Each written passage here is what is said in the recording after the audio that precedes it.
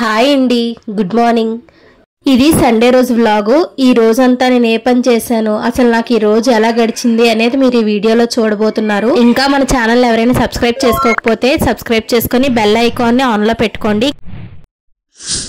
ఇంకా వీడియోలోకి వచ్చేస్తే నా డే అనేది హాట్ వాటర్ విత్ హనీతో స్టార్ట్ అవుతుంది. డైలీ ఇదే తాగుతాను అని కాదు, ఆ రోజు నాకు ఏది తాగాలనిపిస్తే అది టీ, కాఫీ, హాట్ వాటర్ అలా తీసుకుంటాను. ఈ రోజు కొంచెం త్వరగా లేచాను కాబట్టి ఇలాగా హనీ విత్ హాట్ వాటర్ తీసుకుంటున్నాను. ఎర్లీ మార్నింగ్ లేస్తూనే ఇలాగా టీ, కాఫీ కన్నా హాట్ వాటర్ తీసుకోవడం వల్ల ఆ రోజంతా ఫ్రెష్గా ఉంటుంది. అలానే డైజెషన్ సిస్టమ్ కూడా బాగుంటుంది. తాగడానికి హాట్ వాటర్ పెట్టినప్పుడే అటువైపు గిన్నెతో కూడా వాటర్ పెట్టాను బట్టలు నానబెట్టడానికి. ఇలా వాటర్ మరిగేటప్పుడు సర్ఫ్ వేస్తే తర్వాత మనం సర్ఫ్ చేతితో కలిపే అవసరం ఉండదు. ఈలోగా పాలు కూడా వచ్చేసాయని చెప్పి అవి కూడా మరిగించుకుంటున్నాను. మరిగించుకోకుండా ఫ్రిడ్జ్ లో పెట్టుకుంటే పాలు విరిగిపోతాయి, సో అందుకే మరిగించుకుంటున్నాను. వాటర్ మరిగిపోయాయి, సో బకెట్ లోకి ఆ వాటర్ వేసుకొని బట్టలన్నీ తెచ్చి నానబెట్టుకుంటున్నాను. నేను రంగు వదిలే బట్టలు, రంగు వదలని బట్టలు 2 parts గా డివైడ్ చేస్తాను. ఇలాగా వేరువేరుగా నానబెట్టుకుంటాను. బట్టలన్నీ నానబెట్టగా ఇంకా సర్ఫ్ వాటర్ మిగిలిపోయింది, సో అందులో నేను డోర్ మ్యాట్స్ ని నానబెట్టేస్తున్నాను. ఇలాగా పాలు కాగిపోయాయి, స్టవ్ కట్టేసి ఇంక సామాన్లు తోముకోవాలి. ముందు రోజు టైర్డ్ గా ఉండడం వల్ల నైట్ నేను సామాన్లు తోమలేదు. పొద్దున్నకి అవి చాలా ఎక్కువగా సామాన్లు పడిపోయాయి, సో గబగబా ఆ సామాన్లన్నీ తోమేసుకుంటున్నాను.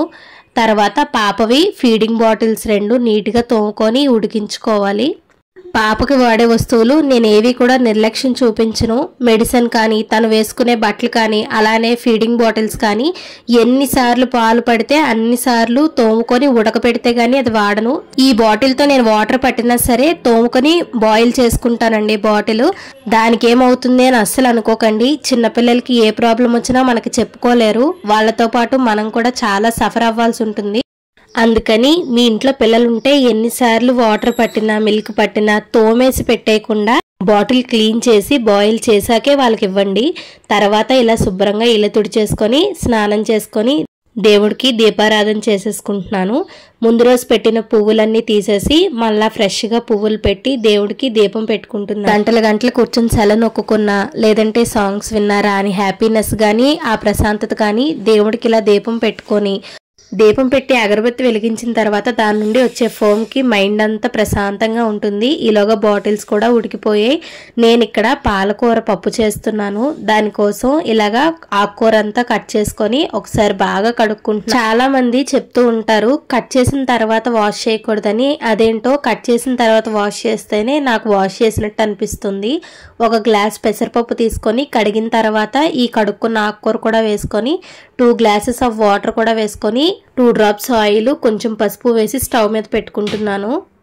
మిగతా పెసరపప్పు కొంచెం పాడవుతున్నట్టు అనిపించింది, అందుకని ఇలా ప్లేట్లో వేసి ఎండలో పెట్టుకుంటున్నాను. పాలు చల్లారిపోయి ఫ్రిడ్జ్లో పెట్టేసుకొని వాషింగ్ మిషన్లో వేయడానికి బట్టలు నానబెట్టాను కదా, అవన్నీ మిషన్లో వేసేసుకుంటున్నాను. కొంచెం లిక్విడ్ వేసేసుకొని లిడ్ క్లోజ్ చేసి టైమర్ సెట్ చేసుకుంటే ఇక్కడితో బట్టల పని సగం కంప్లీట్ అయినట్టే. లోపల పప్పు కూడా ఉడికిపోతుంది, లాస్ట్ స్టేజ్కి వచ్చేసింది. ఇంకాసేపు ఉంటే పూర్తిగా ఉడికిపోతుంది. ఈలోగా టమాటాలు బాగా పాడైపోతున్నాయి, అందుకని చెప్పి ఒకసారి మంచిగా వాష్ చేసుకొని వాటిని కూడా ఇలాగా కన్నాల జాల్లో వేసి ఎండ చిన్నగా తగిలే దగ్గర పెట్టుకుంటున్నాను. ఈరోజు కూరలోకి దొండకాయ ఫ్రై చేస్తున్నాను. వాటి కోసం గిన్నెలో వాటర్ తీసుకొని అందులో కొంచెంగా ఉప్పు వేసుకొని దొండకాయ ముక్క కట్ చేసుకొని ఆ ఉప్పు నీటిలో వేసుకొని వాష్ చేసుకుంటున్నాను. మా ఇంట్లో ఆయిల్ టిన్ కంప్లీట్ అయిపోయింది, బాగా జిడ్డుగా ఉందని బాటిల్స్ మరగబెట్టాను కదా, సో హాట్ వాటర్ ఆ టిన్ మీద వేసుకుంటున్నాను. పప్పు ఇక్కడ కంప్లీట్గా ఉడికిపోయింది, సో ప్యాన్లో కొంచెం ఆయిల్ వేసుకొని పప్పుకి పోపు పెట్టుకుంటున్నాను. ఆవాలు, జీలకర్ర, ఎండుమిర్చి, పచ్చిమిర్చి, ఇంగువ, అలానే తెల్ల ఉల్లితో నేనైతే పప్పుకి పోపు పెట్టేసుకుంటున్నాను. పప్పు కంప్లీట్ అయిన తర్వాత ఇదే ప్యాన్లో నేను దొండకాయలు కూడా వేయించేసుకుంటాను.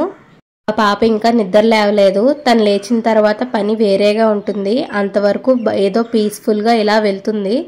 పప్పు బాగా కలిపేసుకొని అందులో కొంచెం ఉప్పు వేసేసుకొని ఒకసారి బాగా కలుపుకుంటున్నాను. కొంచెం ఇలా పప్పు దగ్గర పడిన తర్వాత పప్పు వేరే గిన్నెలోకి తీసేసి అదే ప్యాన్లో కొంచెం ఆయిల్ వేసుకొని దొండకాయ ముక్కలు అందులోనే ఉప్పు, పసుపు వేసుకొని బాగా కలిపేసుకొని మూత పెట్టేసుకుంటాను. ఇందాక పప్పు పెట్టేటప్పుడే అటువైపు గిన్నెతో రైస్ కూడా పెట్టేశాను. ఆ రెండు అవుతూ ఉంటాయి. ఈలోగా ఈ ఆయిల్ టిన్ ని స్టీల్ స్క్రబ్బర్ తో బాగా తోమి ఎండలో పెట్టేసుకుంటాను. ఏ వస్తువు అయినా బట్టలైనా సరే ఉతికిన తర్వాత అయినా లేక నార్మల్ గా అయినా ఒక్కసారి ఎండలో పెట్టి తీయడం నాకు అలవాటు. అలా తీస్తే ఎటువంటి బ్యాక్టీరియా ఉన్నా చచ్చిపోతుంది. అలానే వస్తువులు కూడా ఫ్రెష్ గా ఉంటాయి. ఇక్కడ రైస్ అవుతూ ఉంది. ఈలోగా మా పాప నిద్ర లేచింది. సో దాన్ని కిందకి దింపేసి ఒకసారి మంచం అంతా దులిపేసుకొని వేరే బెడ్షీట్ వేసుకుంటున్నాను. నేను బెడ్షీట్స్ వీక్లీ వన్స్ మారుస్తూ ఉంటాను. ఈ మధ్య మా పాపకి ఆట వచ్చేసి బెడ్షీట్లు త్వరగా నల్లగా అయిపోతున్నాయి. అందుకని 3-4 డేస్కి ఒకసారి బెడ్షీట్స్ మార్చేస్తున్నాను. పిల్లలు ఉన్న ఇల్లు ఎంత సరదాగా ఉంటుందో అంత మురికగా కూడా ఉంటుంది.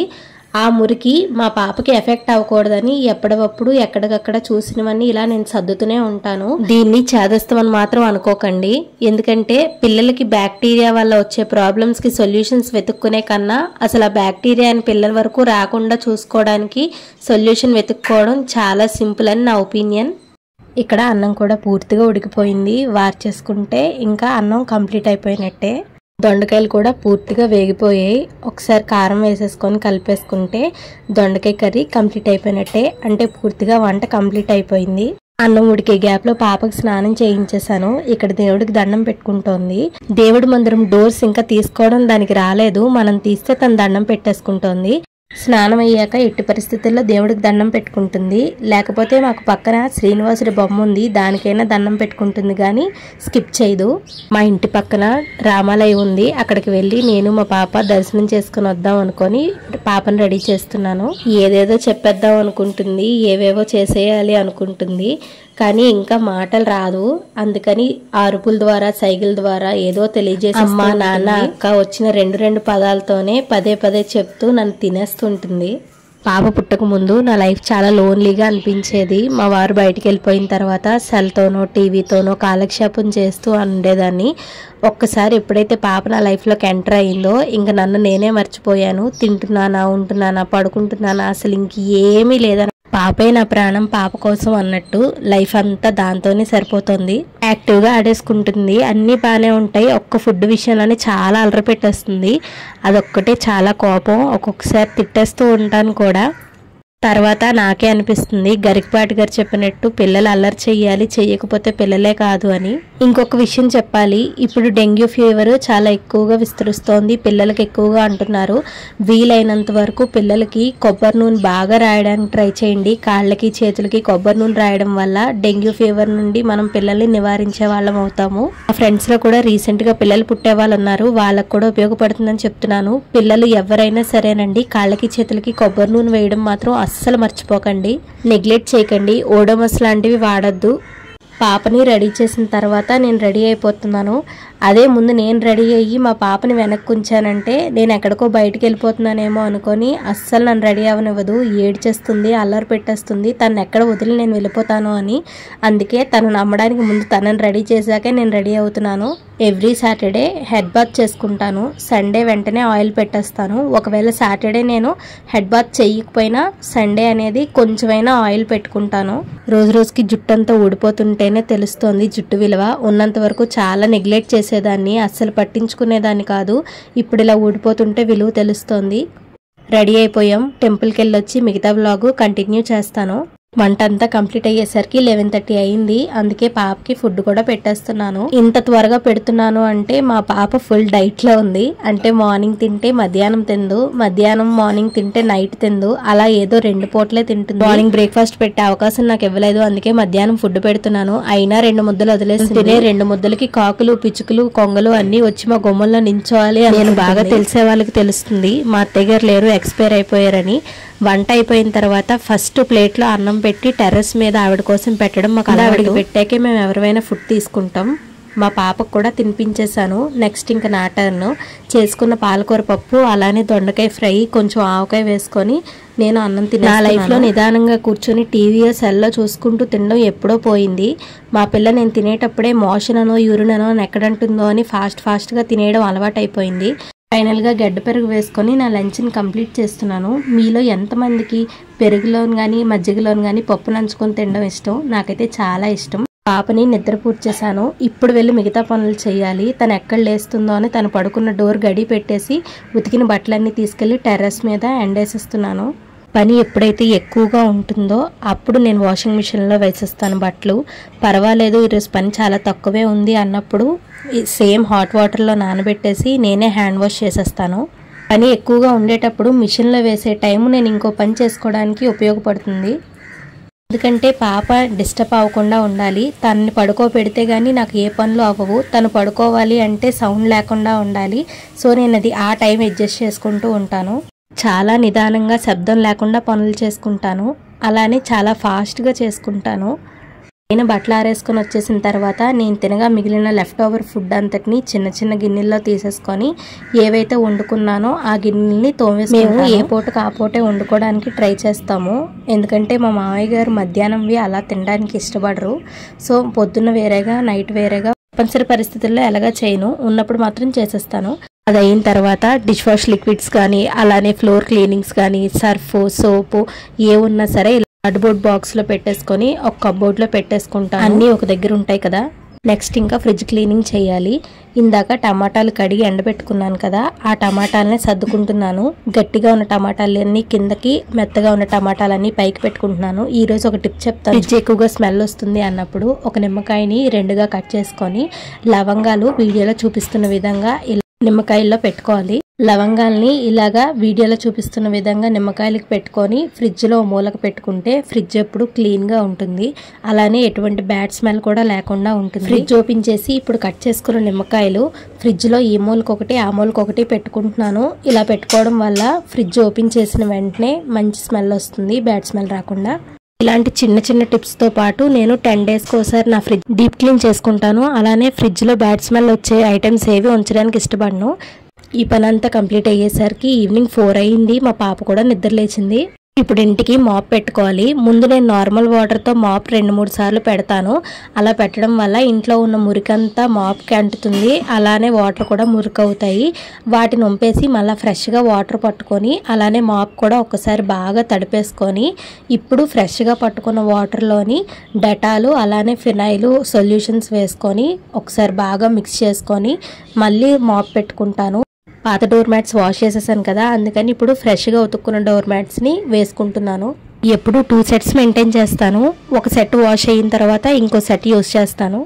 నెక్స్ట్ వాటర్ బాటిల్స్ బాగా క్లీన్ చేసుకొని వాటర్ నింపుకుంటున్నాను. దానికోసం ఇందులో సాల్ట్ సర్ఫ్ వేసుకొని ఒకసారి బాగా క్లీన్ చేసుకుంటున్నాను.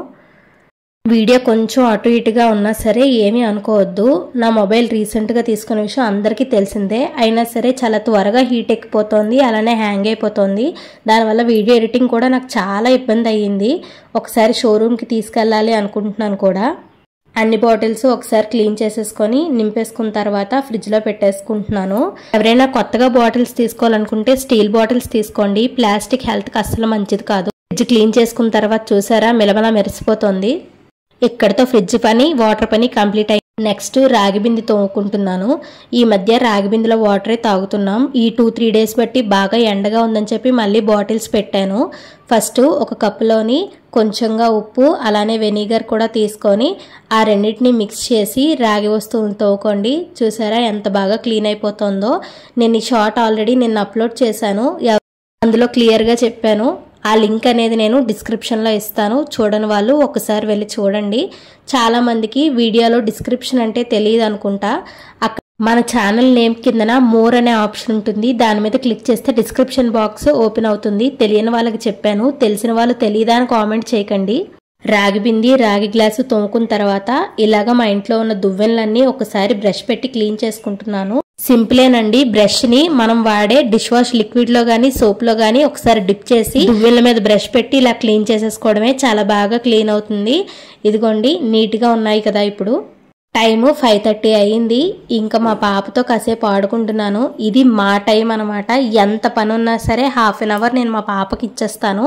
నాకు టీవీ చూసే అలవాటు లేదు. మా పాప తెలుగుతో ఉంటే తనతో ఆడుకుంటాను, నిద్రపోతూ ఉంటే సెల్లో ఏవైనా యూట్యూబ్కి సంబంధించినవి చూస్తూ ఉంటాను. ఆ హాఫ్ అన్ అవర్ నేను పిల్లతో ఏవేవో ఆడుకుంటూ ఉంటాను. తనకు వచ్చిరాని ఆటలు నాకు చూపిస్తూ ఉంటుంది. టైము 6 అయింది. స్నాక్స్ ఏమైనా చేద్దామని ఇక్కడ నేను సర్వపిండి చేస్తున్నాను. క్విక్గా త్వరగా ఈజీగా అయిపోయే రెసిపీ కదా, అందుకనే సర్వపిండిని ఎంచుకున్నాను. మార్నింగ్ నుండి పనులు చేసి ఉండబట్టి బాగా టైర్డ్ అయి ఉన్నాను కూడా. ఇంతకు మించిన పెద్ద రెసిపీస్ చేసే ఓపిక కూడా లేదు. మా వారు ఈవినింగ్ వచ్చేస్తారేమో, వేడిగా ఈ స్నాక్ చేసి పెడదాం అనుకున్నాను. ఆయన నైట్ డిన్నర్ చేసి వస్తా అన్నారు. అందుకని ఇది కొంచెం నేను తినేసి మిగతాది ఉంచేసాను, మార్నింగ్ తినచ్చులే అని. మిగతా అన్నం నేను మా పాప తినేసి. ఈ సర్వపిండి రెసిపీ కూడా ఆల్రెడీ మన ఛానల్లో నేను పోస్ట్ చేశాను. ఆ లింక్ను కూడా నేను డిస్క్రిప్షన్ బాక్స్లో ఇస్తాను, కావాలి అనుకున్న వాళ్ళు చెక్ చేయండి. నేను ప్రెజెంట్ ఈ పిండిలో మిక్స్ చేసినవి అల్లం వెల్లుల్లి పేస్ట్, అలానే ఆనియన్స్, ఆ రెండు కావాలి అనుకున్న వాళ్ళు కూడా యాడ్ చేసుకోండి. ఈ రెసిపీ చాలా సింపుల్. బియ్య పిండిలో నానబెట్టిన శనగపప్పు, ఉప్పు, కారం, పచ్చిమిర్చి, అలానే నువ్వులు, పల్లీలు, దాంట్లోనే కొంచెంగా పచ్చిమిర్చి, కరివేపాకు వేసేసుకొని వాటర్ కలిపేసుకొని ప్యాన్కు ఆయిల్ రాసుకొని ఇలా స్ప్రెడ్ చేసేసుకొని కన్నాలు పెట్టుకొని ఆయిల్ వేసేసుకోవడమే. తెలంగాణ స్పెషల్ రెసిపీ, చాలా టేస్టీ అండ్ సర్వపిండి కంప్లీట్ అయిపోయింది. డిన్నర్ చేసేసాం. సామాన్లు తోమేసుకోవచ్చులే అనుకున్న టైంకి మా వారు ఫోన్ చేసి డిన్నర్ తెచ్చేసుకోనా లేకపోతే చేసేస్తావా అని అడిగారు. బయట నుండి ఫుడ్ ఎందుకులే, ఎలానో అవకాశం ఉంది కదా చేసేస్తానని చెప్పి ఉప్మా చేశాను. వేడివేడిగా ఎర్రనొక ఉప్మా చేస్తాను, వచ్చేయండి అని చెప్పాను. ఎందుకో ఏమో అవకాశం ఉన్నప్పుడు బయట తెచ్చుకోవడానికి పెద్దగా ఇష్టపడను. అందులో ఆయనకి కాబట్టి అస్సలు వెనక్కి తగ్గను. ఎంత పని అయినా సరే పర్వాలేదు చేసేస్తాననే చెప్తాను. ఆయన బయట నుండి తెచ్చింది ప్లేట్లో పెట్టి ఇవ్వడం కంటే నా చేతులతో ఇలాగా ప్రిపేర్ చేసి ప్లేట్లో పెట్టి ఇవ్వడానికి చాలా సాటిస్ఫాక్షన్గా ఫీల్ అవుతాను. డిన్నర్ కంప్లీట్ అయిన తర్వాత సామాన్లు తోమేసుకుంటున్నాను. ఈ వీడియో ఇక్కడితో కంప్లీట్ అయిపోయింది. ఈ వీడియో మీకు ఎంతో కొంత మోటివేట్ చేసిందనే అనుకుంటున్నాను. ఆడవాళ్ళు ఇంట్లో ఖాళీగా కూర్చొని తింటున్నారు అనే వాళ్ళకి ఈ వీడియో చూపించి మేము ఖాళీగా కూర్చోవట్లేదు, మీరు కడుపు నిండా కూర్చొని తినడానికి మేము ఖాళీ లేకుండా కూర్చోకుండా కష్టపడుతున్నాము. ఈ వీడియో కనుక మీకు నచ్చినట్లయితే లైక్ చేసి కామెంట్ చేయండి. మన ఛానల్ని సబ్స్క్రైబ్ చేసుకోండి. సబ్స్క్రైబ్ బటన్ పక్కన ఉన్న బెల్ ఐకాన్ క్లిక్ చేయడం అస్సలు మర్చిపోకండి.